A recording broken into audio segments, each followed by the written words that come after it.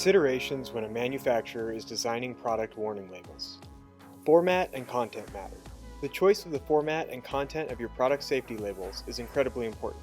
Choosing the wrong safety label format or not conveying the right content may lead to accidents, personal injuries, deaths, or property damage. The result is product liability litigation. Defining the proper content of your product safety labels is a serious matter that deserves your utmost attention. Risk assessment. Defining the right level of content is something that begins with risk assessment. When your product development team performs a risk assessment on your product, potential hazards associated with its entire life cycle are defined.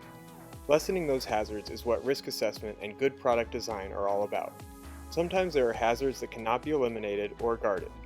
That's where product safety labels come into play as a means to communicate and lessen risk. Using the ANSI Z535.4 standard to define content. There are published industry standards that are used to define the content of product safety labels. The most important of these is the ANSI standard. The ANSI standard of product safety signs and labels has revolutionized the field of on-product warnings. Before it was first published, product manufacturers were left on their own to invent label designs because very little standards-based guidance existed.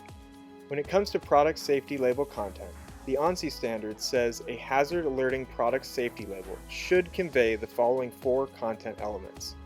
The nature of the hazard, i.e. the type of hazard, for example, electric shock, cut, or burn. The consequence of interaction with the hazard. How to avoid the hazard.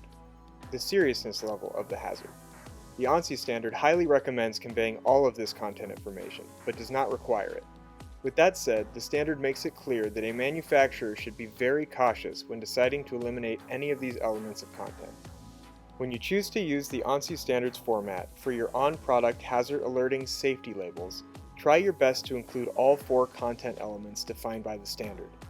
The content defined by the ANSI standard is often cited in the literature on warnings and by U.S. courts.